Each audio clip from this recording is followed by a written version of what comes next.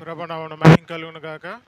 మన ప్రియ రక్షకుడు ప్రభు అయిన యేసుక్రీస్తు వారి దివ్యమైన నామమున చేరువచ్చిన ప్రియులందరికీ నా హృదయపూర్వక వందనాలండి. దేవుడు తన కృపను బట్టి మనకి మరొక దినాన్ని అనుగ్రహించి ఆయన సన్నిధానంలో ఇది రెండవ పర్యాయాన్ని ఈ దినము గడపడానికి మనకు అనుగ్రహించిన ఆయన వాత్సల్యతను బట్టి ప్రేమను బట్టి దేవుని స్తుతిస్తున్నాం. ఉదయకాల సమయంలో మనం అందరం చేరుకొని ఆయన యొక్క మాటలు విన్నాం. తిరిగి కొద్ది నిమిషాల పాటు ఆయన యొక్క మాట వినడానికి మన యొక్క మనసును సిద్ధపరచుకుందాం ప్రియులారా. వాక్య సాహిత్యం అపోస్తల కార్యముల గ్రంథము 3వ అధ్యాయం. బైబిల్ ఉన్న వారందరూ తీయవలసిందిగా కోరుచున్నాం. అపోస్తల కార్యముల గ్రంథము 3వ అధ్యాయం 25వ వచనం 26వ వచనం చదువుకుందామా. ఆ ప్రవక్తలు దేవుడు అబ్రహాముతో, నీ సంతానమందు భూలోక వంశములన్నీయు ఆశీర్వదింపబడునని చెప్పి మీ పితరులతో చేసిన నిబంధనకు మీరు వారసులై ఉన్నారు. దేవుడు తన సేవకును పుట్టించి మీలో ప్రతివానిని వాని దుష్టత్వం నుండి మళ్లించుట వలన మిమ్మల్ని ఆశీర్వదించుటకు ఆయనను మొదట మీ వద్దకు పంపినని చెప్పాను. దేవుడు తన వాక్యాన్ని జీవించును గాక. వాక్య సహాయం ప్రార్థన చేసుకుందాం. మందు తల ఉంచినట్లయితే ప్రార్థన చేసుకుందాం. ప్రార్థనలు ఏకీపించవలసిందిగా మనం చేస్తున్నాం. మమ్మల్ని మిక్కిలిగా ప్రేమించిన మా ప్రియ పరలోకపు తండ్రి, జీవము గలనైన జీవాధిపతి యేసుక్రీస్తుని ఘనమైన నామములకు అపరంజ పాదములకు వేలాది స్తుతులు స్తోత్రములనైనా గడిచిన కాలంతో కాచి రక్షించి మరొక దినాన్ని ఇచ్చి నాయన మరి యొక్క ఉదయకాల సమయంలో నీ పాసందులో చేరి నీ జ్ఞాపం చేసుకున్నటకు నీ యొక్క మాటల కొరకు కనిపెట్టుటకు నాయన మరి మేమందరము చేరి ఉంటుండగా మీరు కృప చూపించి సహాయం చేయండి ప్రభువా. లోకమంతా ఈ దినమైతే నీ యొక్క జన్మదినముగా జరుపుకుంటున్న తరుణంలో మేమందరము కూడా నీ సన్నిధానంలో చేరి ప్రభువా నిన్ను జ్ఞాపకం చేసుకునడానికి మీరు మాకు అనుగ్రహించిన ఆ కృపను మేలుని మరి ఒకసారి తలపోసుకోవడానికి నీ సన్నిధానంలో చేరి ఉంటుండగా చేరవచ్చిన ప్రతి బిడ్డని మీరు జ్ఞాపకం చేసుకునండి, నిండాలుగా ఆశీర్వదించండి.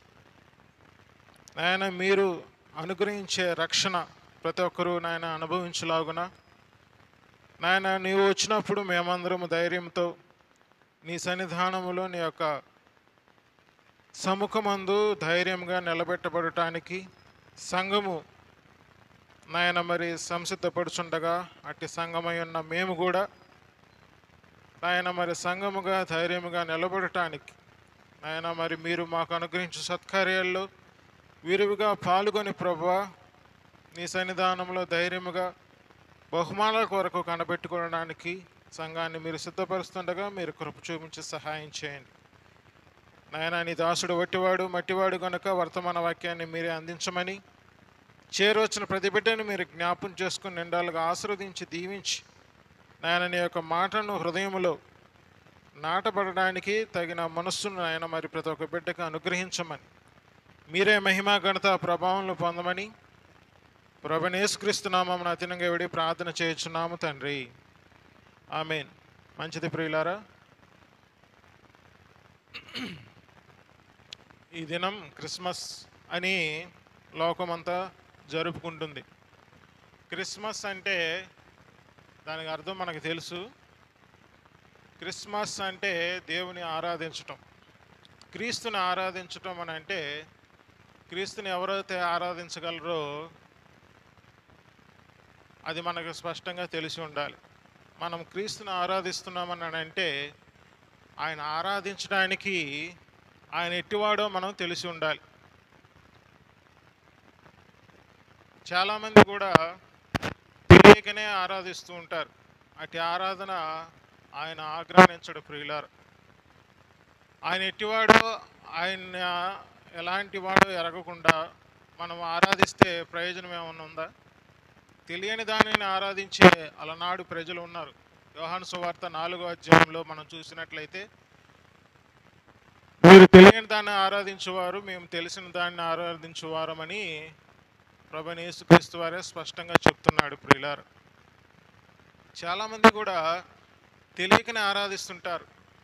చాలామంది తెలియకనే పండుగలు ఆచరిస్తుంటారు. మనల్ని దేవుడు క్రీస్తు వాస్తవంగా, లేకపోతే ప్రభువైన యేసుక్రీస్తు వారు మనల్ని ఈ లోకంలో ఉంచింది మనమే ఒక వేడుకగా ఉండాలని. ప్రియులారా, దాని ఆంతర్యం ఏంటంటే ప్రతి ఒక్కరూ కూడా మనమే ఒక వేడుకగా ఉండాలి, మనమే ఒక పండుగగా ఉండాలి. ఆయన యొక్క ఆరాధన మన యొక్క జీవితం అయితే, జీవితకాలమంతా మనం నిర్భయలమై ఆరాధించడానికి ఆయన సేవింపను అంటున్నాడు. జీవితకాలమంతా మనం సేవించాల్సిందే, ఆయన ఆరాధించాల్సిందే, అది నిర్భయలమై. మరి ఆయన చేసిన కార్యం ఎలాంటిదంటే అలాంటిది. ప్రియులారా, ఆ నిర్భయలమై ఆయన్ని జీవితకాలమంతా సేవించడానికి జీవితమే ఆరాధన అయితే, ఒక పర్టికులర్ దినము అవసరమైతే దేవుడు పరిశుద్ధ లేఖనంలో రాసి ఉంచాడేవాడేమో, లేకపోతే పరిశుద్ధ ప్రవక్తలు కానీ ఆనాడు పలికిన మాట పలానా రోజు వస్తాడని రాయించేవాళ్ళేమో కదా. ఎందుకంటే లేఖన భాగాలు స్పష్టంగా పలానా దినము పలానా రోజు అని వ్రాయటిలో దేవునికి ఏమైనా సందేహం ఉంటుందా? ప్రియులారా, మనకి ఆ ఉద్దేశాన్ని చెప్పవలసిన ఉద్దేశం ఉంటే ఖచ్చితంగా రాసి ఉంచేవాడు. కాబట్టి మనం తెలుసుకోవాల్సిన విషయం ఏంటంటే, ఆయన మరణ దినము, ఆయన లేకపోతే ఆయన యొక్క జనన దినమును పురస్కరించుకొని పండగను ఆచరించడం కాదు. ప్రియులారా, పండగలు ఆచరించడం అని అంటే పండుగ అని మనం అనుకుంటే అది పర్వదినం. మనకి పర్వదినాలు కేవలం ఏదో ఒకటో రెండో కాదండి. మనం జీవితకాలం అంతా మనం జీవించే ప్రతి జీవితము కూడా, ప్రతి దినాలన్నీ కూడా మనకి పర్వదినాలే. ఎందుకంటే మనం ఆయన్ని కలిగి ఉన్నాం కనుక. ఇక పర్వదినము కాంతి ఎవరికైనా అంటే క్రీస్తుని నమ్మని వారికి, క్రీస్తుని ఇంకా ఆయన ఎవరో తెలియని వారికి, ఆయన ఏ పర్పస్తో ఈ లోకానికి వచ్చాడో ఆ పర్పస్ని అనుభవించిన వారందరూ కూడా వాళ్ళ కోసం అయితే చెప్పుకోవచ్చు, వాళ్ళ కోసం అయితే కావాలి. కానీ మనము ఎలాంటి వారం? జీవితకాలం అంతా ఆయన్ని సేవింపను అని అంటే, ఆరాధింపను అంటే ప్రతిదినము మనకి పర్వదినమే. మనల్ని ఒక వేడుకగా జయోత్సవంతో ఊరేగించడానికి మనల్ని ఇక్కడ ఉంచాడు. ప్రియులారా, అంటే ఆయన మన పట్ల ఎంత ప్రేమ ఉందో మీరు గమనించుకోవాలి. లోకంలో చేసినట్లు పండుగలు మనం కూడా ఆచరిస్తే మనం క్రీస్తుని కలిగి ఉండి కూడా క్రీస్తుని ప్రదర్శించినట్టే. ప్రియులారా, మనం పండగ ఆచరించాలి అని అది పారంపర్యముగా రాకూడదు. మనం పండగ ఆచరిస్తున్నామంటే ప్రతిదీ నూతనముగానే ఉండాలి. ఈరోజు నువ్వు ఒక పర్పస్తో పండగను ఆచరిస్తే వెంటనే రేపు ఇంకొక పర్పస్తో పండగను ఆచరించాలి. మరి ఆచరించగలరా మీరు? ఆ విధంగా మనం తయారవ్వాలి. దేవుడు ఆ రకంగా ఉంచుతున్నాడు. ఈరోజు నీకు ఒక వర్తమాన వాక్యం అందింది, దాంట్లో వాగ్దానాన్ని పుచ్చుకొని వాగ్దానం కోసం ఎదురు చూస్తూ రేపు ఒక వాగ్దానం కోసం ఎదురు చూశారనుకోండి, ఖచ్చితంగా ప్రతిదినము కూడా పర్వదినమే. ఎందుకంటే ప్రతిదినం సంతోషమే. పర్వదినం అని అంటే మనం సంతోషంతో ఆచరించేది. మరి సంతోషంతో ఆచరించాలనంటే, ఆయన్ని సేవించాలని అంటే అది కేవలం శరీరం సంబంధించింది కాదు. ప్రియులారా, మనము ఇప్పుడు మనం చదువుకున్నట్లు లేఖనాల్లోకి వెళ్దాం. అపోస్తల కార్యముల గ్రంథము 3వ అధ్యాయం 26వ వచనం చూద్దామా? అపోస్తల కార్యముల గ్రంథం 3వ అధ్యాయం 26వ వచనం. దేవుడు తన సేవకుని పుట్టించి మీలో ప్రతి వాణిని వాని దుష్టత్వం నుండి మళ్లించుట వల్ల మిమ్మల్ని ఆశీర్వదించుటకు ఆయన మొదట మీ యొద్దకు పంపినని చెప్పాను. ఆశీర్వదించడానికి మాత్రమే కాదు, దుష్టత్వం నుంచి మళ్లించడానికి. ప్రియులారా, అక్కడ సేవకుని పుట్టించినానంటే ఫుట్ నోట్స్లో ఏముంది? సేవకుని లేపి, అది పెట్టి చదువుదామా? దేవుడు తన సేవకుని లేపి మీలో ప్రతి వాణిని వాని దుష్టత్వం నుంచి మళ్లించుట వలన మిమ్మును ఆశీర్వదించుటకు ఆయన మొదట మీ వద్దకు పంపానని చెప్పాను. మొదట ఆయన మనల్ని దుష్టత్వంలో నుంచి మళ్లించడానికి మాత్రమే కాదు, మనల్ని ఆశీర్వదించడానికి. మరి ఆశీర్వాదం అంటే ఏంటి? ఆశీర్వాదం ఆయన్ను మనల్ని ఆశీర్వదించడానికి దేవుడు మనల్ని పంపాడు. మరి ఆశీర్వాదం ఏంటో మనం గుర్తెరగాలి. దుష్టత్వం నుంచి మళ్లించడానికి. మరి మొదట మానవుడిని లేకపోతే సృష్టిని దేవుడు సృజించినప్పుడు అవన్నీ మంచిగానే ఉన్నాయి ప్రియులారా. మనం ఆదికాండము గ్రంథము మనం గమనించినట్లయితే మొదటి అధ్యాయంలో మనం చూస్తాం, ప్రతి దినము కూడా ఆయన మంచిదిగానే చేశాడు. చేస్తూ వచ్చి సమస్తం ముగించి ఆయన మంచిదని చూసి విశ్రమించాడు ప్రియులారా. దాంట్లో మానవుడు కూడా మంచిగానే చేశాడు కాదా? మానవుణ్ణి మనం ఇప్పుడు మనుషులమైన మనము దేవుని ఎరుగని బిడ్డలు లేకపోతే విశ్వాసులుగా కాని వారి జీవితాలలో కావచ్చు, విశ్వాసులైన మనము కూడా ఇప్పటికీ కూడా దేహ విమోచన కొరకు ఎదురు చూస్తున్న మనలో కూడా శరీరమందు నివసించు పాపం ఉంది ప్రియులారా. కానీ మొదటి ఆదాము, ఎవరైతే మొదటి మనుషుడు ఆదాము ఉన్నాడో, ఆదాము విషయంలో ఆయన అలాగేమీ చేయలేదు. ఆయన చేసింది మానవుడిని నివసించు పాపం ఉండే రీతిగా చేయలేదు. ఆయన సంపూర్ణ మానవుడిగా లోకాసు వార్త 3వ అధ్యాయం 38వ వచనంలో గమనించినట్లయితే ఆదాము దేవునికి కుమారుడని ఉంది. అంటే ఆదాము దేవునికి కుమారుడుగా ఉన్నాడు. దేవునికి కుమారుడుగా ఉన్నాడని అంటే ఆయన నుంచి సృజింపబడిన వాడు. అప్పుడు లోపం కలిగిన వాడుగా సృజిస్తాడా చెప్పండి? మరి లోపం ఎలా కలిగింది? ఆయన చేసిన అవిధేయత వలన ఆయన ప్రతి సర్వ మానవాళికి కూడా అది పాపం వచ్చేసింది. మాత్రమే కాదు, తద్వారా మరణం ఏలింది ప్రియులారు. కానీ మానవుడిని దేవుడు దుష్టత్వంలో నుంచి మళ్లించడానికి వచ్చాడనంటే మరి అలనాడు మన యోహాను సువార్త 1వ అధ్యాయం 10వ వచనంలో చూసినట్లయితే లోకం ఆయన మూలముగా కలిగెను అని ఉంది. లోకము ఆయన మూలంగా కలిగింది. మరి ఆయన మూలంగా కలిగిన లోకము దుష్టత్వంలోకి ఎందుకు వెళ్ళిపోయింది? ఒక మనిషిని అవిధేయత వలన ప్రియులారు. మరి ఒక మనిషిని అవిధేయత వలన వెళ్ళిన దుష్టత్వము, ఆ సంక్రమించిన దుష్టత్వాన్ని మళ్లించడానికి, మళ్ళీ ఒక మనిషిని వల్లే విధేయత చూపించడానికి దేవుడు ఇప్పుడు చెప్తున్నట్టు సేవకుణ్ణి లేపడం జరిగింది ప్రియులారు. ఆ సేవకుని లేపింది ఎందుకనంటే లోకమంతా ఎక్కడ ఉంది? లోకం ఆయన మూలంగా కలిగింది, కానీ లోకము దుష్టత్వంలోకి వెళ్ళిపోయింది. ఎందుకని? ఒక మనిషిని అవిధేయత వలన. యోహాను సువార్త లేకపోతే యోహాను రాసిన మొదటి పత్రిక 5వ అధ్యాయం 19వ వచనం ఒకసారి చదవండి అన్న. యోహాను రాసిన మొదటి పత్రిక 5వ అధ్యాయం 19వ వచనం.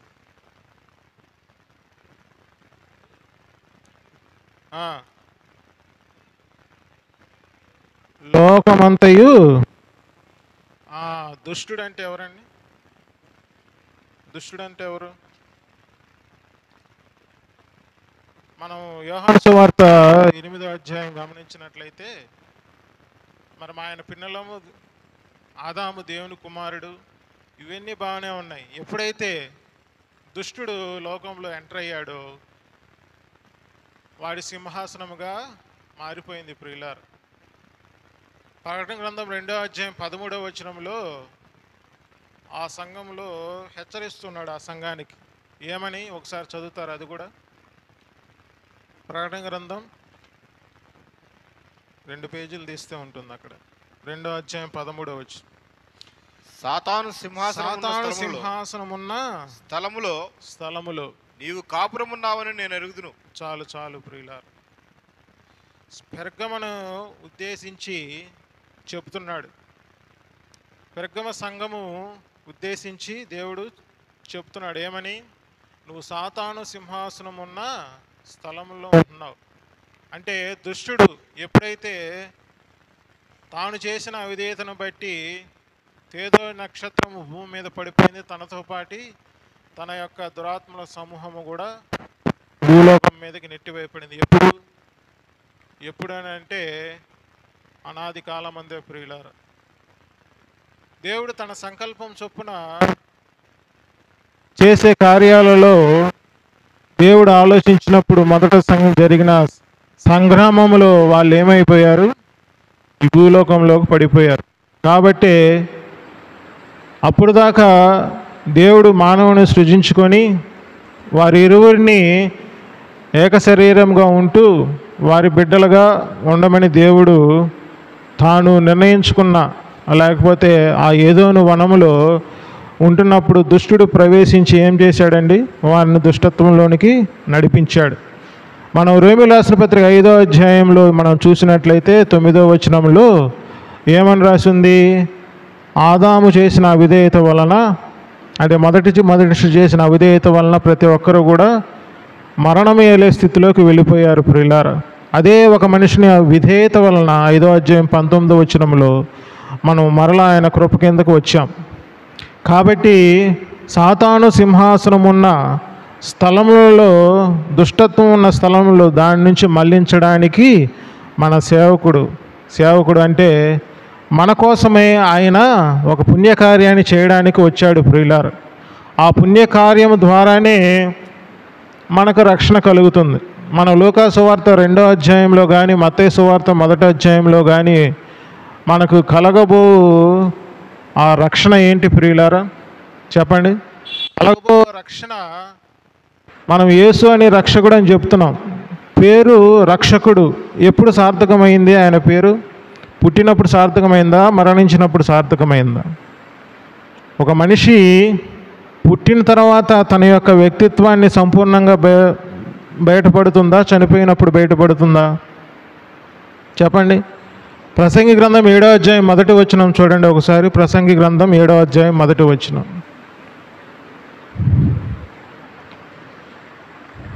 ప్రసంగి గ్రంథం 7వ అధ్యాయం 1వ వచనం.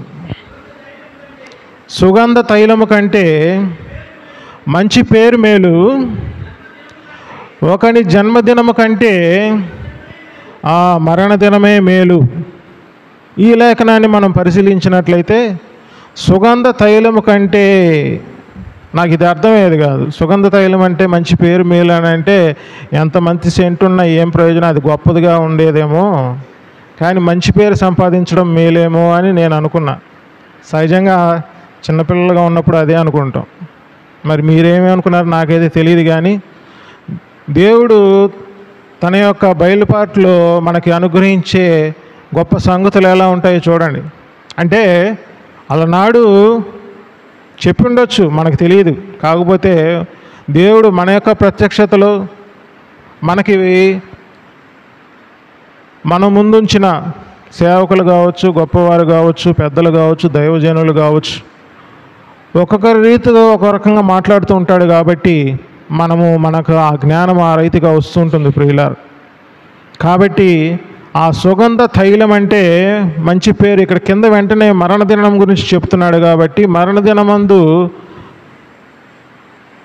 ఖచ్చితంగా బాడీ అక్కడ ఉన్నప్పుడు ఖచ్చితంగా సుగంధ తైలం వేస్తారా? వేయరా? వేస్తారు కదన్నా. ఎందుకని దుర్వాసన వస్తుంది. ఎందుకంటే అది ఎంతసేపు ఉండదు. ఎప్పుడైతే జీవము ఈ యొక్క మత్స్యమైన శరీరంలో నుంచి బయటకు పోతుందో ఆటోమేటిక్గా అది కుల్లడం స్టార్ట్ అవుతుంది. వాస్తవంగా కుల్లడం అనేది 4వ దినమందు స్టార్ట్ అవుతుంది, కానీ వాసన అయితే అది ఎంతసేపు పట్టదు ప్రియులారు. కాబట్టి దానికోసమే మనం సుగంధ తైలం పోస్తూ ఉంటాం. సుగంధ తైలం పోసినంత మాత్రాన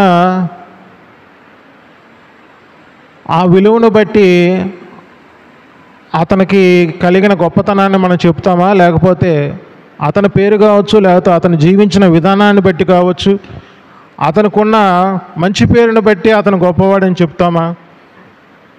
ఖచ్చితంగా ఆయన పేరును బట్టి కావచ్చు, లేకపోతే ఆ పేరుని ఒక గొప్పగా సత్యం బాబు అని పేరు పెట్టుకున్నాడు అనుకోండి, లేకపోతే సత్యం అని పేరు పెట్టుకున్నాడు అనుకోండి, మనం అప్పుడు పొగుడుతాం ఏమని, నిజంగా ఆయన పేరుని సార్థకం చేసుకున్నాడు, అతను ఎప్పుడు కూడా అబద్ధం చెప్పేవాడు కాదు, ఎప్పుడు కూడా యథార్థంగానే ఉండేవాడయ్యా, కాబట్టి అతని పేరు అతను సార్థకం చేసుకున్నాడు అని మనం అంటూ ఉంటాం కదా. లేదా ఆ మరణ దినమందు ఖచ్చితంగా అతను గొప్ప పనులు చేసి మన ముందుంచి వెళ్ళిపోయాడు అనుకోండి, అతను జీవిత విధానాన్ని బట్టి మనం ఏం చేస్తుంటాం, అతన్ని డిసైడ్ చేస్తాం. అంటే ఒక మరణ దినం మేలని ఎందుకు అంటున్నామని అంటే, ఆ మరణ దినమే మన యొక్క జీవితాన్ని డిసైడ్ చేస్తుంది ప్రియులారా. కాబట్టి మన సేవకుడు యేసు అనే రక్షకుడిగా మనకి ఈ లోకానికి వచ్చినప్పుడు ఆయన మరణ దినం మేలైందా, మనకి జన్మదినము మేలైందా ప్రియులారా? చెప్పండి. మనకి చెప్పిన ఉద్దేశం కూడా అది సరిగ్గా మనం వినం. ఎందుకనంటే మనమంతా ఆల్రెడీ ముందు భ్రమపరిచే ఆత్మచేత మనం భ్రమపడుతూ ఉంటాం కాబట్టి వాటి విషయాల్లో సంపూర్ణమైన వివేచన కలిగి మనం మసులుకోం. చూడండి, లూకా సువార్త 2వ అధ్యాయం, లూకా సువార్త 2వ అధ్యాయం 10, 11, 12 వచనాలు చదువుదామన్నా. అయితే ఆ దూత భయపడకుడి, ఇదిగో ప్రజలందరికీ కలగబో సంతోషకరమైన సువర్తమానము నేను మీకు తెలియజేయుచున్నాను. దావీదు పట్టణమందు నేడు రక్షకుడు మీ కొరకు పుట్టి ఉన్నాడు. ఈయన ప్రభువైన క్రీస్తు. 10వ వచనములో ఇదిగో ప్రజలందరికీ కలగబోవు మహా సంతోషకరమైన సువర్తమానం. ప్రజలందరికీ కలిగిన సువర్తమానం అన్నారా, కలగబో సువర్తమానం అన్న? చెప్పండి. దేవుడు పుట్టాడు, లోకరక్షకుడు యేసు అని పేరు పెట్టింది మరియా. రక్షకుడు పుట్టగానే ఆ పుట్టిన దినమైందే ఆయన యొక్క పేరు సార్థకమైందా? కలగబోయే పరిస్థితిని బట్టి దూత చెప్తుందా? చెప్పాలి. ఒకలానే చెప్పండి, నేను చూస్తున్నాను కదా. కలగబోయే సువర్తమానం ప్రియులారా, కలిగిన సువర్తమానం కాదు. సువార్త అది ఎప్పుడో సువార్త ఖచ్చితంగా, ఎందుకంటే అబ్రహాముకి దేవుడు అనుగ్రహించిన సువార్తే అది కలిగేడి సువార్తగా ఇక్కడ దూత చెప్తుంది ప్రియులారా. అదంటే నా చెప్పే ఉద్దేశం ఏంటంటే, మరణ దినము మేలు, జననదినము కాదు. జననదినము మేలైతే దేవుడు ఖచ్చితంగా అది రాసి ఉంచేవాడు. ఈ లోకంలో తర్జనపరిచనలు దానికి 25 లక్షలని ఒకడు, ₹1 ఒకడు అని చెప్పేసి మనల్ని నిందలు వేసే పరిస్థితులు వస్తున్నప్పుడు దాని మీద మనం డిబేట్లు చేయడం అవసరమా? లేని పక్షంలో దాని గురించి మనకి ఆ దినాన్ని వెలుగు తీసే పరిస్థితులు అవసరమా? దేవుడు మనకేం చెప్పలేదు కదా. అది అవసరం ఉందా ప్రియులారా? మరణదినము మేలైనప్పుడు జనదినము ఉండకుండా మరణదినం ఉంటుందా? లేకపోతే శరీరం దాల్చాలి కాబట్టి ఏదో గాలిలో నుంచి దేవుడు శరీర రూపిగా వచ్చాడా? కాదు కదా. ఆయన రక్త మాంసములతో ఎందుకు అయ్యాడన్న సంగతి మనకి హెబ్రీయులకు రాసిన పత్రిక 2వ అధ్యాయం చెబుతుంది. ఆయన కుమారుడుగా వస్తాడని చెప్పేసి మనకి యెషయా గ్రంథము మనకి 9వ అధ్యాయం 6వ వచనంలో ఉంది. కుమారుడిగా ఎందుకు వచ్చాడనంటే ఆయన మనకు విమోచనం గనక అని చెప్పి కొలస్సీయులకు రాసిన పత్రిక 1వ అధ్యాయం 18వ వచనంలో ఉంది.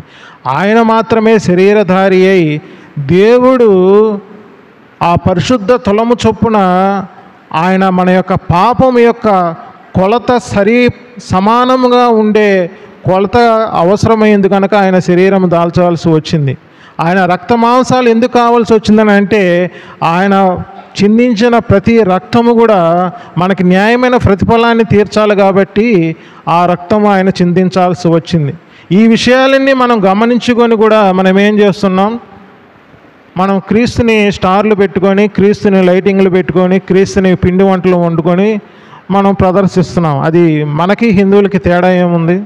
నువ్వు క్రీస్తుని ప్రదర్శించాలని అంటే సరే 25వ తారీఖే చేస్తారనుకోండి, క్రీస్తుని కలిగి చేయాలా, లేకపోతే వాత పెట్టుకున్నట్టు ఇతరుల వల్లే మనం చేయాలా? అలా చేయకూడదు ప్రియులారా. మనం సర్వసత్యంలో నడిపింపబడుతున్నప్పుడు, పరిపూర్ణతలకు వస్తున్నప్పుడు ఇంకా మన చిన్న పిల్లల కోసం లేండి, లేకపోతే వాళ్ళు తెలియదు కదండి వాళ్ళ కోసం లేండి అని అంటే ఇంకెప్పుడు నువ్వు చెప్తావు? ఈరోజు నేర్పితే రేపు సంపూర్ణుడిగా మారుతాడు ప్రియులారా. అలా కాకుండా మనం ఏం నేర్పుతున్నాం? మనమే నేర్పుతున్నాం. చూడండి ఒకసారి. ఇక్కడ ఇజ్రాయేల్ ప్రజలు పిండి వంటలు దేనికి వండుకుంటున్నారు చూడండి. ఇర్మియా గ్రంథం 7వ అధ్యాయం. నేను ఇప్పుడు పిండి వంటలు వండుకున్న వాళ్ళ గురించి నేను చెప్పట్లేదండి, నన్ను క్షమించండి, ఏమనుకోవద్దు. సత్యం చెప్పే అవకాశం వచ్చింది కాబట్టి చెప్తున్నాను. ఇర్మియా గ్రంథం 7వ అధ్యాయం.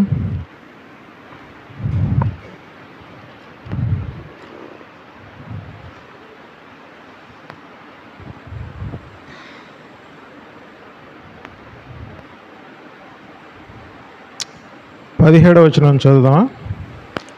యూదా పట్టణములోను యెరూషలేము వీధులలోను వారు చేయుచున్న క్రియలను నీవు చూచుచున్నావు కదా. నాకు కోపం పుట్టించినట్లు ఆకాశ రాణి దేవతకు పిండి వంటలు చేయవలననియు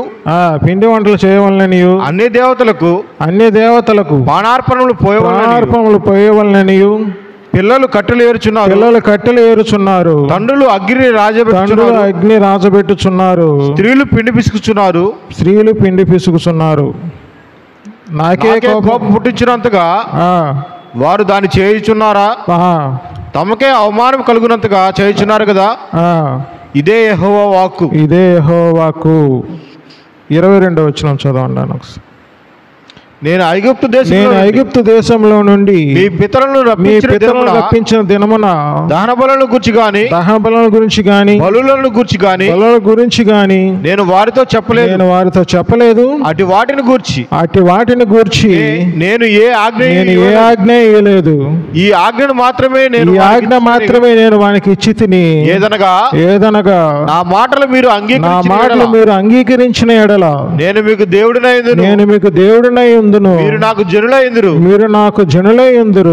క్షేమం కలుగునట్లు నేను మీకు ఆజ్ఞాపించుచున్న మార్గమంతటి యందు మీరు నడుచుకొనుడి. వీరు ఏ రాణి దేవతకు? ఆకాశ రాణి దేవతకు అండి. దేవుడుని జనులు మర్చిపోయారు. వారు పిండి వంటలు దేనికి చేసుకుంటున్నారు? దేవుని కోసం అయితే కాదు. ఇప్పుడు మనం దేనికోసం చేసుకుంటున్నాం? నా మీద కోపం వస్తుంది కదా అందరికీ.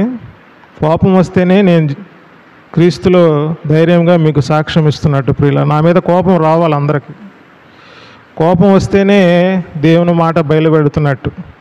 కోపం రాకుండా సంతోషిస్తున్న వారికి నేను నిండు వందనాలు చెప్తున్నాను. కోపం వస్తున్న వారికి కూడా నిండు వందనాలు చెప్తున్నాను ప్రియులారు. మనం రక్షింపబడిన నాటి నుంచి వాస్తవంగా మనం తెలుసుకోవాల్సిన విషయాలు చాలా ఉన్నాయి. కానీ మనం లోకం వైపు చూసి సరే ఈ వరకు చేసుకుందామని అంటే రేపేమన్నా సంపూర్ణం అవుతామా? అది ఈ రోజు నుంచే జరగాలి.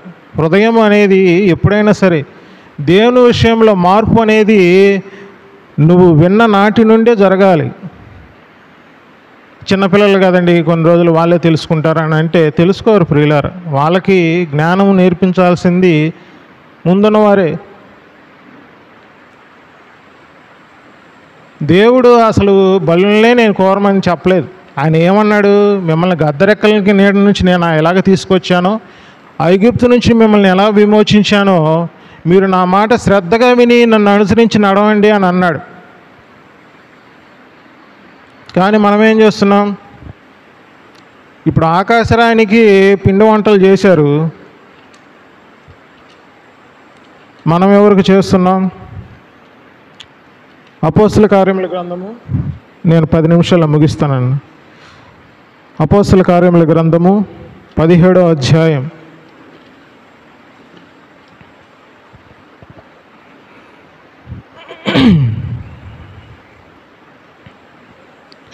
23 నుంచి చదువుదామా? మనం ఆయన ఎందుకు బ్రతుకుచున్నాము? అపోస్తుల కార్యముల గ్రంథము 17వ అధ్యాయం 22వ వచనం అన్న. 22. పౌలు పౌలు అరియోపగు మధ్య నిలిచి చెప్పినదేమనగా, ఏదెన్సు వారులారా, ఏదెన్సు వారులారా, మీరు సమస్త విషయములలో అతి దేవతాభక్తి గలవారై ఉన్నట్టు, దేవతాభక్తి గలవారై ఉన్నట్టు నాకు కనబడుచున్నది. నేను సంచరించుచు మీ దేవతా ప్రతిమలను చూచుచుండగా ఒక బలిపీఠము నాకు కనబడెను. దాని మీద తెలియబడని దేవునికి అని వ్రాయబడి ఉన్నది. కాబట్టి మీరు తెలియక దేనియందు భక్తి కలిగి ఉన్నారు, దానినే నేను మీకు ప్రచురపరచుచున్నాను. జగత్తును చదవండి. అందరి సమస్తమును నిర్మించిన దేవుడే తానే ఆకాశమునకు భూమికి ప్రభువైనందున హస్తకృతములైన ఆలయములలో నివసింపడు. ఆయన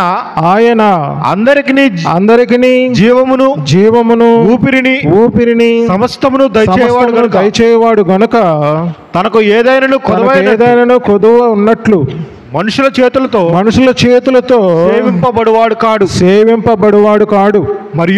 మరియు యావత్ భూమి మీద కాపురముండుటకును ఆయన ఒకని నుండి ప్రతి జాతి మనుషులను సృష్టించి వారు ఒకవేళ దేవుని తడువులాడి కనుగొందురేమో అని తన్ను వెదుగు నిమిత్తం నిర్ణయ కాలమును వారి నివాస స్థలము యొక్క పొలిమేరలు ఏర్పరచెను. ఆయన మనలో ఎవరికి దూరముగా ఉండువాడు కాడు. మనం ఆయన యందు బ్రతుకుచున్నాము, చలించుచున్నాము, ఉనికి కలిగి ఉన్నాము. అటువలే మనం ఆయన సంతానమని మీ కవీశ్వరుల్లో కొందరు చెప్పుచున్నారు. కాబట్టి మనము దేవుని సంతానమై ఉండి మనుషుల చమత్కార కల్పనల వలన మలచబడిన బంగారమైనను వెండినైనను రాతినైనను దేవత్వం పోలి ఉన్నదని తలంపకూడదు. ఆ అజ్ఞాన కాలమును దేవుడు చూచి చూచున్నట్టుగా ఉండెను. ఇప్పుడైతే అంతటను అందరును మారు మనసు పొందవలనని మనుషులను ఆజ్ఞాపించుచున్నాను. ఎందుకనగా తాను నియమించిన మనుషుని చేత నీతిని అనుసరించి భూలోకమునకు తీర్పు తీర్చబోయేది ఒక దినమును నిర్ణయించి ఉన్నాడు. చాలు అన్న. ఈ రకంగా మనం పైనుంచి అంతా క్లియర్గా చదువుకుందాం. ఇందులో మనకు అర్థం కానిది ఏమీ లేదు. అర్థం కాకపోతే ఇంటికి వెళ్ళి చదువుకోండి ప్రియులారా. నేను టూకీగా చెప్తాను. ఇక్కడ పౌలు భక్తుడు ఏదెన్సు పట్టణంలో వాళ్ళు చేసే తెలియబడని అని దేవతను పెట్టుకొని వాళ్ళు ఆరాధిస్తున్నారు. వాళ్ళు ఎలాగ ఆరాధిస్తున్నారు? ప్రతిమలు చేసుకొని ఆరాధిస్తున్నారు. కానీ ఒక జాతి మనుషుని వల్ల నరులందరూ వచ్చారు. అది కేవలము దేవుడు మానవుణ్ణి చేశాడు అన్న సంగతిని ప్రస్ఫుటం చేస్తూ, అలనాడు మనం అజ్ఞాన కాలం ముందు దేవుడు చూసి చూడనట్టుగా ఉన్నాడు. కానీ ఇప్పుడైతే అందరూ అంతటా మారు మనసు పొందాలి కాబట్టి మనకి ఈ సంగతులు రాస్తున్నాడు ప్రియులారా. మాత్రమే కాదు, నియమించిన మనుషుని చేత నీతిని అనుసరించి ఏమనుంది? భూలోకమునకు తీర్పు తీర్చే సేవకుడు ఉన్నాడు ప్రియులారా. ఇప్పుడు మనకు సేవకుడిగానే వచ్చాడు.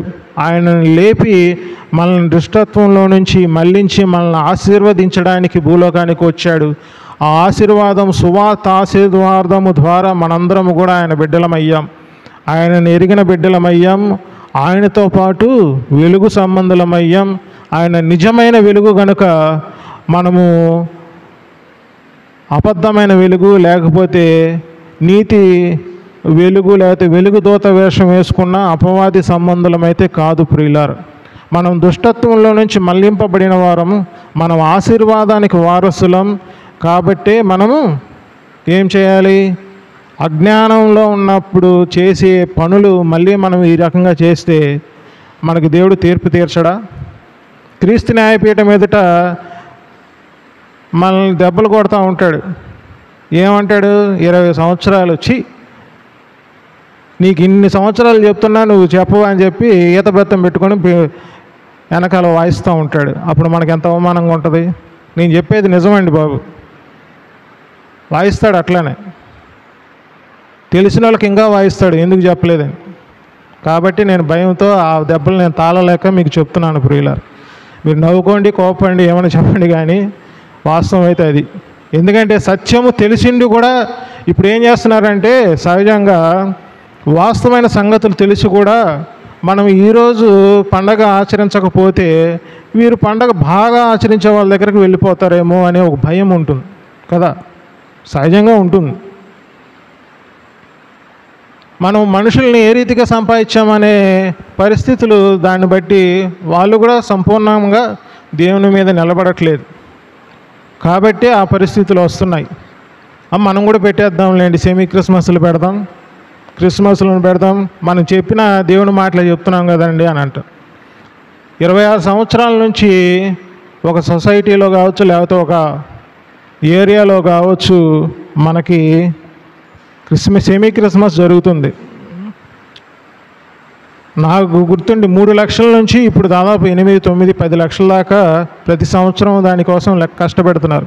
ఒక్కలైనా నేను ఇదిగో పలానా వ్యక్తి ఈరోజు నేను ఆ సెమీ క్రిస్మస్కు వచ్చి నేను ఆయన చెప్తున్న మాటలు విని నేను రక్షింపబడ్డానని ఎవరైనా వచ్చి మిమ్మల్ని బాప్తిసం ఇవ్వమని కానీ లేకపోతే మీ సంఘానికి వస్తానని కానీ ఎవరైనా చెప్పారా? చెప్పండి. అలాంటి దాఖలాలు ఎక్కడా లేవు. ఎందుకనంటే అక్కడ క్రీస్తు విరోధి ఆత్మ ఉంటుంది కానీ దేవుని ఆత్మ ఉండదు ప్రియులారా. మరి మనం దేవుని ఆత్మ కలిగిన బిడ్డలం ఆ రీతిగా చేయడం తగునా అనేది మీకు మీరే ప్రశ్న వేసుకోండి. ఎందుకనంటే చెప్పేది ఒక్కడే ఉంటాడు, ఆచరించే వాళ్ళు 10 మంది ఉంటారు. కాబట్టి ఆ చెప్పే ఒక్కడిది నమ్మకపోవచ్చు, కానీ సేవకుడు మనకు ఒక్కడే పుట్టాడండి. ఆయన దుష్టత్వంలో నుంచి మళ్లించడానికి ఒక్కడే వచ్చాడు, ఆయనే కార్యమంతా చేశాడు. ఆ ఒక్కడే చెప్తున్నాడు ఈ లేఖనాలలో నుంచి ప్రియులారు. మనల్ని ఆ ఒక్కడే ఎవరైతే మనల్ని విమోచించాడో, మనల్ని దుష్టత్వంలోని మళ్లించాడో, మనకి ఆశీర్వాదం కలగజేశాడో ఆయనే చెప్తున్నాడు ఈ మాటలు, వేరే వాళ్ళు కాదు. కాబట్టి మనం తెలుసుకోవాల్సిన సంగతులు తెలుసుకొని వాటిని మనం ఆచరణలో పెడితే దేవుడు ఎంత సంతోషిస్తాడు. మనం సర్వసత్యంలో నడిపింపబడుతుంటే ఎంత సంతోషిస్తాడు. మనకు చేయాలంటే స్టార్లు పెట్టుకోవడం, స్కిట్లు చేయడం అవేనా, డ్యాన్సులు వేయడం అవే కాదు. దేవుడి విషయంలో ఆనందించాల్సినవి చాలా ఉన్నాయి. దేవుని వాక్యం నేర్పించడం ఎంతో ముఖ్యమైనది. బాలుడు తన బుద్ధి వచ్చినప్పుడు వాటి నుంచి తప్పిపోడని మనకి లేఖన గ్రంథాలు ఉన్నాయి. మరి ఎంతవరకు మనం వాటిని తెలియపరుస్తున్నాం ప్రియులారా. కాబట్టి వాటన్నిటి విషయాల్లో మనము ఇక నుంచైనా, ఇది 24 డిసెంబర్ 24, 2024 కదా, 2025 మనం ఒకవేళ ఆ రీతిగా చేద్దామని మీరు హృదయంలో అనుకుంటే 26 వచ్చేలోపు దేవుడు రావచ్చేమో. కాబట్టి దేవుడు చెప్పిన మాట అది నేడే మన హృదయంలో నాటపడాలి. దేవుడు కనింది కూడా నేడే అండి. ఎందుకు అన్నాడు ఆయన? మన హెబ్రీయులకు రాసిన పత్రిక 1వ అధ్యాయం 7వ వచనంలో ఉంటుంది. అదే మాట 2వ అధ్యాయం 10వ వచనంలో ఉంటుంది. నీవు నా ప్రియకుమారుడు, నేను నిన్ను కని ఉన్నాను. నేడు నిన్ను కని ఉన్నాడంటే నేడేనే కాలంలోనే, కృపాకాలంలోనే ప్రియులారా. దేవుడు వచ్చేస్తే నువ్వు సంపూర్ణతలోకి ఏం వెళ్తావు? దేవుడు మనల్ని సంపూర్ణంగా చేసి ఆ రీతిగా సమాధానపరచబడిన సమస్తము నుంచి దేవుడు నిన్ను జీవించమని చెప్తున్నాడు. ఆ విషయాన్ని మనకి సాతానుడు ఇది నిజమా అని చెప్పి పక్కకు తోసేస్తున్నాడు ప్రియులారా. విశ్వాసి జీవితం అది సమాధానపరచబడిన సమస్తంలో నుంచి దేవుడు జీవించమంటున్నాడు. ఈ నీతి అనుసరించి తీర్పు తీర్చే దేవుడు నిన్ను నీతిని ఆపాదించి నిన్ను నీతిగా బ్రతకమంటున్నాడు.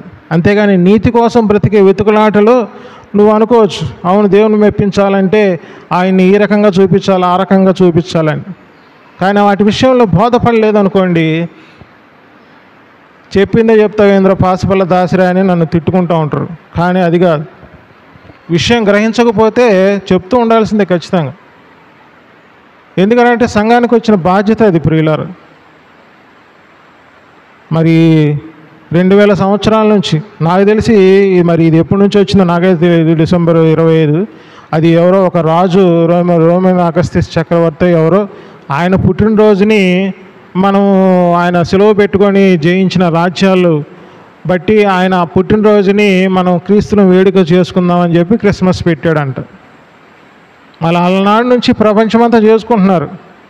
కానీ క్రీస్తుని ప్రదర్శించుకోవడం ఆ రోజే కాదు ప్రియులారు. మరి నెక్స్ట్ రోజు, ఈరోజు పిండి వంటలు పెట్టుకొని కొత్త బట్టలు కొట్టుకొని మనం పండగ ఆచరిస్తాం. మరి రేపు దేవుడు మనల్ని రేపు కూడా పండగ చేసుకోమంటున్నాడు. మరి వాటి విషయంలో మనం లోపం కలిగి ఉన్నాం. జీవితకాలం అంతా ఆయన సేవించాలి. క్రిస్మస్ అంటే దేవుని క్రిస్తుని ఆరాధించాలని అనుకుంటే నువ్వు ఆరాధించడానికి దేవుడు యోగ్యకరంగా చేసిన నీవు ప్రతిదినం ఆరాధించాలా, లేకపోతే ఈ ఒక్కరోజే ఆరాధించాలా? కాబట్టి దేవుడు స్పష్టంగా ఆయన చెప్పే లేఖనాలను మనం అనుసరించాలి ప్రియులారు. మనకి కొలసీలు రాసిన పత్రికలో కావచ్చు, గలతీలు రాసిన పత్రికలో కావచ్చు, వాళ్ళు భిన్నమైన తట్టు, సువార్త తట్టుకు తిరిగి వాళ్ళు ఏం చేస్తున్నారు? 4వ అధ్యాయం 10వ వచనంలో వాళ్ళు దినములు, మాసములు, సంవత్సర కాలములు అవన్నీ ఆచరిస్తున్నారు ప్రియులారా. దేవుడు అవన్నీ ఆచరించమని ఏం చెప్పలేదు. ఎందుకు ఆచరిస్తున్నారు అని అంటే మనకి తెలివి ఎక్కువైపోయి. కాబట్టి వీటన్నిటి విషయాల్లో ప్రేమతో తెలియజేస్తున్నాను. నేను కలిగిన సత్యాన్ని ఇతరులకు బోధించడం నా బాధ్యత కాబట్టి నేను చెప్పేస్తున్నాను. ఒకవేళ నేను మరుసటి రోజు చెప్పేయడానికి అదే నెక్స్ట్ వచ్చే టయానికి మీరు మార్చబడితే దేవుని విషయంలో స్వాస్థ్యాన్ని అనుభవించగలుగుతారు, లేకపోతే అలానే ఉండిపోతారు ప్రియులారు. కాబట్టి మనం సర్వ పరిపూర్ణతలోకి దేవుడు మనల్ని నడిపిస్తుండగా ఆ సమాధానపరచబడిన సమస్తం ఏదైతే ఉందో మనల్ని నిరపరాధులుగాను అనిందులుగాను చేయడానికి మనల్ని దేవుడు చేశాడు ప్రియులారు. ఆ విషయాన్ని మనం గమనించుకోవట్లేదు. ఆయన క్రీస్తు యేసునందు నూతన సృష్టి, అది సమాధానపరచబడిన జీవితం ప్రియులారు. సృష్టి అంతా వెజ్జపరచబడిపోతే క్రీస్తులోనే ఆయన సమాధానపరచబడాలని ఆయన భూలోకమందు పరలోకమందు ఆయన కార్యము క్రీస్తులో నెరవేర్చాడు. ఆ విషయాన్ని మనం గమనించాలి. చివరగా ఒక వచనం చదువుకొని ముగిస్తాను. కొలసీలు రాసిన పత్రిక 1వ అధ్యాయం 18 నుంచి 22 వచనాలు చదవండి. సంగమన శరీరమునకు ఆయనే శిరస్సు, ఆయనకు అన్నిటిలో ప్రాముఖ్యము కలుగు నిమిత్తం ఆయన ఆది అయి నుండి మృతుల్లో నుండి లేచుటలో ఆది సంభూతుడాయను. ఆయన యందు సర్వ సంపూర్ణత నివసింపవలననియు ఆయన శిలువ రక్తము చేత సంధి చేసి ఆయన ద్వారా సమస్తమును అవి భూలోకమందునవైనను పరలోకమందునవైనను వాటన్నిటిని ఆయన ద్వారా తనతో సమాధానపరచుకొనవలననియు తండ్రి అభిష్టమాయను. మరియు గత కాలమందు దేవునికి దూరస్తులను మీ దుష్క్రియల వలన మీ మనసులో విరోధ భావం గలవారై ఉండి మిమ్మును కూడా తన సన్నిధిని పరిశుద్ధులుగాను నిర్దోషులుగాను నిరపరాధులుగాను నిలువబెట్టుటకు ఆయన మాంసయుక్తమైన దేహమందు మరణము వలన ఇప్పుడు మిమ్మును సమాధానపరచెను. పునాది మీద కట్టబడిన వారై స్థిరముగా ఉండి మీరు విన్నట్టు ఆకాశం క్రింద ఉన్నట్టు సమస్త సృష్టికి ప్రకటింపబడినట్టు ఈ సువార్త వలన కలుగు నిరీక్షణ నుండి తొలగిపోక విశ్వాసమందు నిలిచి ఉండిన ఎడల ఇది మీకు కలుగును. ఏది మీకు కలుగును?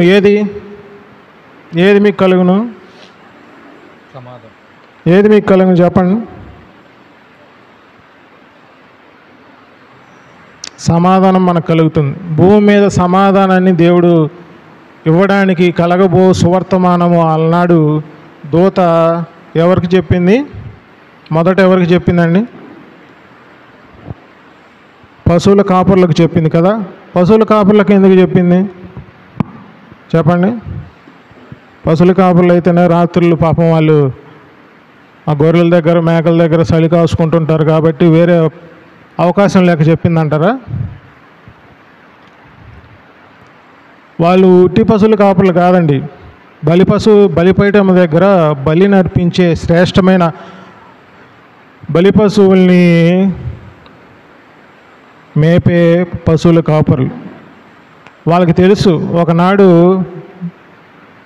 నిజమైన గొర్రెపిల్ల వస్తుంది, అది లోక పాపలు మోసుకుని దేవుని గొర్రెపిల్ల, ఆ గొర్రెపిల్ల ద్వారానే ప్రతి వారిని కూడా విమోచన కలుగుతుందని వారు గుర్తెరిగారు. కాబట్టి వాళ్ళు విన్న వాటిని చూసిన వాటిని వాళ్ళు గంతులు వేస్తూ అందరికీ చెప్పుకుంటూ పోయారు.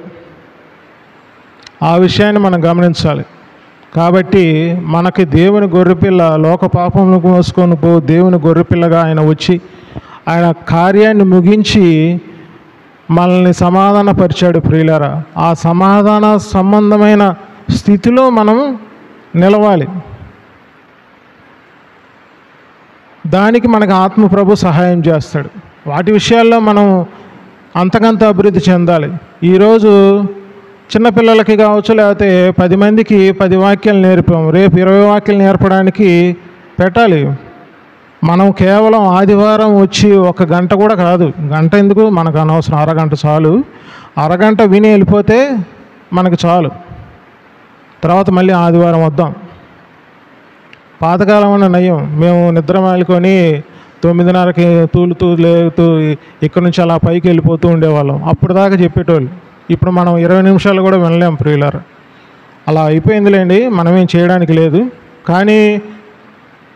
కానీ మనం అడ్వాన్స్ స్టేజ్లో ఉన్నాం. దేవుడు 120 రిస్టరేషన్ ఇస్తానంటున్నాడు. అంటే మనం అప్పుడు గంట విన్నా ఇప్పుడు 20 నిమిషాలు చాలు. కాబట్టి ఎక్కువ చెప్పనకపోయినా మనం సంగతులు గ్రహించే జ్ఞానం కలిగి ఉన్నాం. కాబట్టి మనం ఆ 20 నిమిషాల్లోనే మనం వాక్యాన్ని చక్కగా విందాం. విని దాన్ని బట్టి మనం ప్రవర్తిద్దాం. ఇతరులకి మనం క్రీస్తుని ప్రదర్శించే వారముగా ఉందాం. తద్వారానే మనకి మహిమలు కలుగుతాయి. దేవుడు మనల్ని కుమారులైన బిడ్డల్ని తాను మాంసయుక్తమైన దేహాన్ని ఆయన మహిమ ప్రభావములతో ఏమయ్యాడు, ఆయన కిరీటం ధరించిన వాడిగా ఆయన అభిషేకింపబడ్డాడు, పైకెత్తబడ్డాడు మనల్ని కుమారులను చేయి నిమిత్తం. మన కుమారులము, మనం ఆయన ఎట్టివాడు ఉన్నాడు, ఈ లోకంలో ఎట్టివారుగా ఉండాలి. అంతేగాని మళ్ళా నేను క్రీస్తుని ప్రదర్శించుకోవడం కోసం నేను వేరే ప్రత్యామ్నాయాన్ని వెతుకుతానని అంటే నువ్వే ఒక పద్ధతిగా ఉండాలి.